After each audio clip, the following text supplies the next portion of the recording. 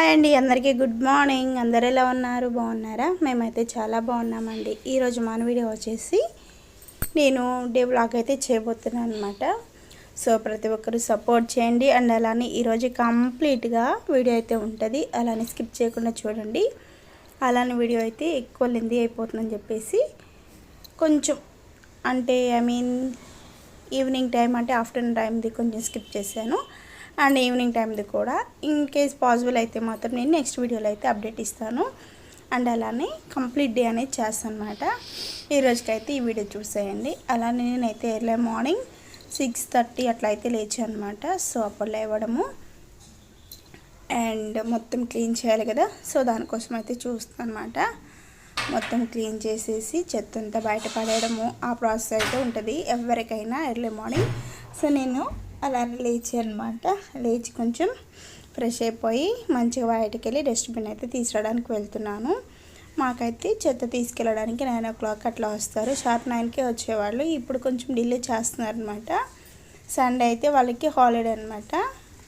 And Monday అయితేనేమో కొంచెం లేట్గా వస్తారు. రిమైనింగ్ డేస్ అయితే షార్ప్ 9కే వచ్చేస్తారు. సో వర్కింగ్ డేస్ అయితే మా కన్నయ్యకి ఆ టైంలో నేను చక్కగా వాళ్ళు 9కి వస్తారు కాబట్టి మా కన్నయ్య కూడా స్కూల్ టైమింగ్స్ 4 to 9 అనమాట. సో 8:30కి అట్లా మా కన్నయ్య రెడీ చేసిస్తూ ఉంటాను కదా హడావిడిలో. తను వెళ్ళిపోయిన తర్వాత నేనైతే రిమైనింగ్ పనులు అనేవి చేస్తూ ఉంటాను అనమాట. సో మంచిగా నేనైతే ఇట్లా నా షెడ్యూల్ అనేది టైమింగ్స్ ఫాలో అవుతూ ఉంటాను అనమాట. అంటే పర్ఫెక్ట్గా అయితే నేను ఫాలో అవనండి, ఎందుకంటే చిన్న హనీగాడు ఉన్నాడు కదా. సో నాకున్న టైం అనేది నేను కొంచెం అలా ఎలా అడ్జస్ట్ చేసుకుంటాను. నాకు కూడా కొత్తేనండి, నేను అంతకుముందు ఏమీ లేను. అండ్ నేను ఫ్యామిలీ పెట్టిన తర్వాత కంటిన్యూషన్ ఉంటుంది ఇప్పుడే. అండ్ అంతకుముందు అయితే నేను అత్తయ్య వాళ్ళ ఇంట్లో లేదంటే అమ్మ వాళ్ళ ఇంట్లో ఉండేదాన్ని అనమాట. సో నాకు అంతేమీ తెలియదు. నేను కూడా ప్రతి ఒక్కటి చూసి నేర్చుకోవడము అండ్ కుకింగ్ కానీ ఏదైనా అలా అని చెప్పేసి మరీ వర్స్ట్గా అయితే ఉండదండి, చాలా మంచిగా చేస్తాను. వచ్చినవి రానివి అయితే 1 or 2 times కొంచెం భయంతో చేస్తాను. ఇంకా అలా వెళ్ళిపోతున్నాం అనమాట. కుకింగ్ అయితే వచ్చు, బట్ ఇవి రిమైనింగ్ ఇవన్నీ అడ్జస్ట్ చేసుకోవడము టైం టు టైం చేయడం అనేది నాకంత తెలియదు అనమాట. అండ్ ఇంట్లో పేరెంట్స్ ఉంటే ఇంకా మనకి తెలియదు కదా. అండ్ అలానే ఇప్పుడైతే కొంచెం పర్లేదండి, నేను ఒక 2 months నుంచి అయితే మంచిగా అడ్జస్ట్ చేసుకుంటూ ఉంటున్నాను.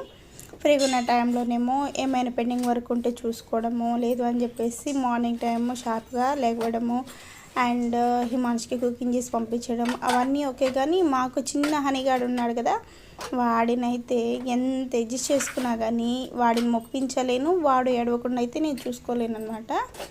ఎవరొకరు హెల్ప్ కావాలి. బట్ ఎర్లీ మార్నింగ్ అయితే మా హస్బెండ్ ఉంటారు, తర్వాత ఆఫీస్ వెళ్ళిపోతారు, మళ్ళీ ఈవినింగ్ వస్తారు కదా.